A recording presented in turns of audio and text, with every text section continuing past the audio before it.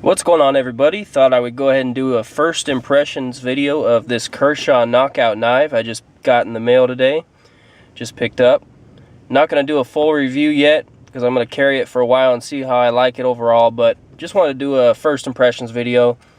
Got this one from Amazon.com. Wasn't really looking to pick up a knife, or didn't really have the money to do it, but fortunately for me, Amazon.com has just a wonderful customer service department, and I order stuff from them on a regular basis, some other stuff, and one of my orders didn't arrive. It got lost in the mail, and so they gave me like a $25 credit to my account, so had a little extra money and went ahead and picked up this knife. Now, I've been eyeballing this knife for quite a while. I remember when Kershaw kind of rolled it out. I think it went in 2011 at SHOT Show, and it had a little bit of a different design. The handles on that version were aluminum, I believe, and the subframe lock was kind of a stone-washed color steel. But on this version, it actually, I think that was just a first limited, not limited, it was like a pre-production run, a prototype. They weren't set on the handle material, and so they went ahead and just went with the G10 handles with no liners, and then this is the steel subframe lock. So really, I was intrigued by that design when that first came out, when Kershaw first rolled this out at SHOT Show, and it never really went into production as far as I know, and if it did, I just passed it up. It was kind of limited, and even places right now, it's kind of hard to find it in stock, but there are a few places that have it. Let's talk price. I picked this up for $64 is the price on Amazon.com right now.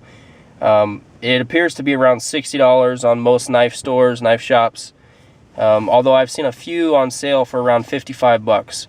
So give or take, you're looking at around $60, 65 bucks for this knife. It is a made in the USA knife, which is really cool at that price point, which was kind of a cool selling point for me.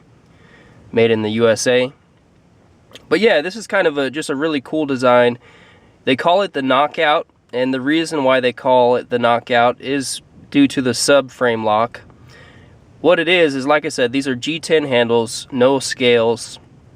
They knocked out this portion of the G10, and it's basically a similar design to a frame lock, but it really isn't.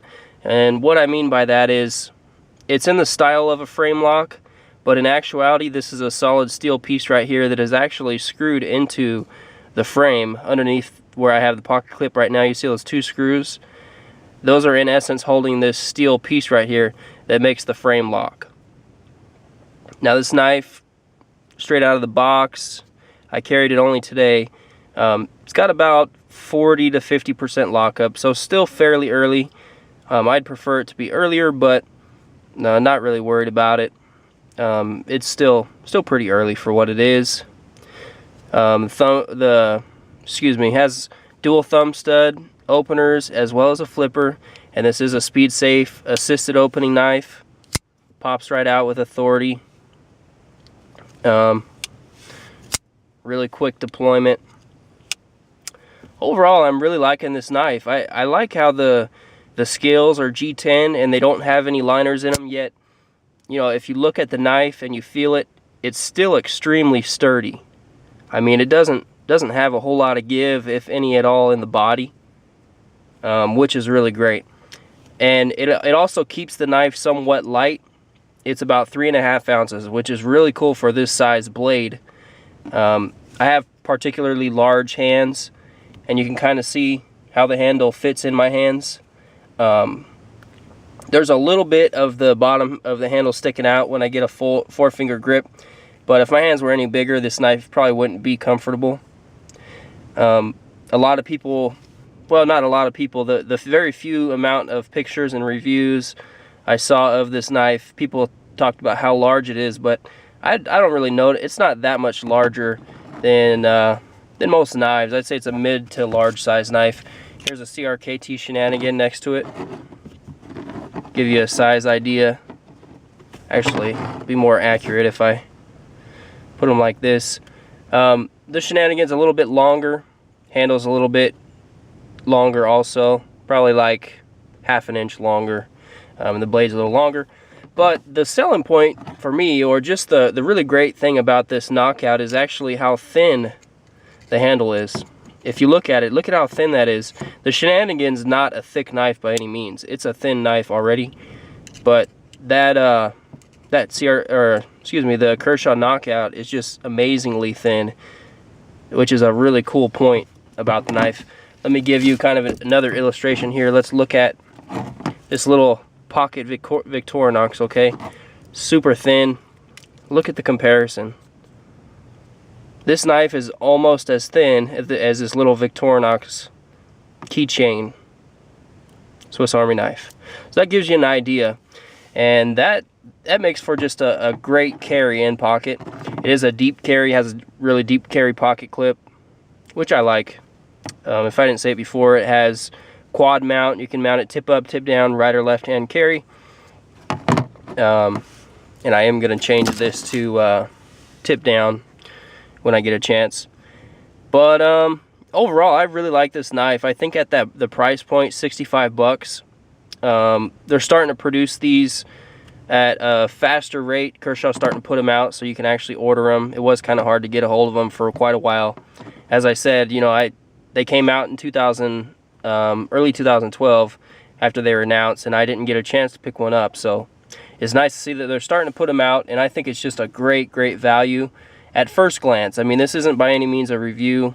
Not too well versed with the steel on this. It's Kershaw's 14C28N Sandvik steel.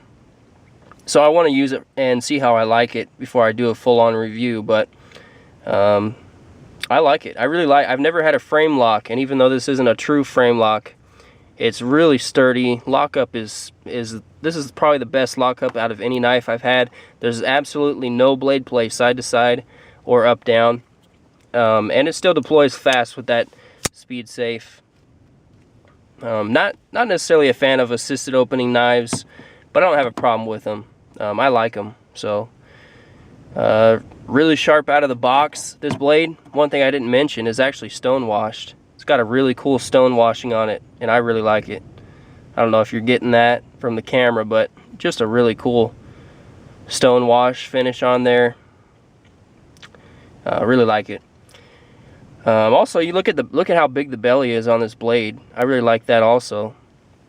And there's a top swedge as well. But just really, I'm really intrigued by this knife, and I really like it a lot. I'm glad I got it.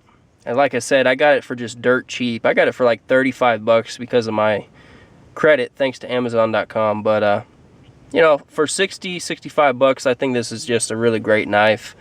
From what I've seen so far. Like I said, gonna go ahead and EDC it and get some use out of it. See how I like the steel and everything else about it. But yeah, I think it's a great knife. If anyone was wanting to pick this up and not sure about maybe how large it is or if it's the right knife for them, how they like it, like I said, first glance, I really like it. I'd recommend it. It's a great EDC knife. Subframe lock. So real quick, one more quick thing I wanted to mention is that just a little bit of a critique I have is, but the knife didn't come with the blade's not centered, not all the way. It doesn't really matter to me, but I know that matters to some people. I have tightened up the torque screw a little bit, and you know, that's about as center as you're going to get, at least on this particular one. But it's not touching this side of the liner or this side, so it really doesn't matter. Deploys fast, closes real nice. But that is one little critique I have of it. The blade's not exactly centered. But again, doesn't really matter that much to me because, like I said, it's not touching the actual liner when you close it. And another thing is this little subframe lock. It's kind of hard when you are going to close it if you're right-handed. I have a tendency to want to use my middle finger to grip it, and if you do that, you're not going to be able to disengage the lock. So you kind of got to get that your fingers out of the way on the handle here to close it one-handed. But you know, that's about the only thing. Otherwise, I think I like everything else about it. Just a couple first impressions. Anyways, hope you guys like that. Hope you guys liked the video, and I'll talk to you later.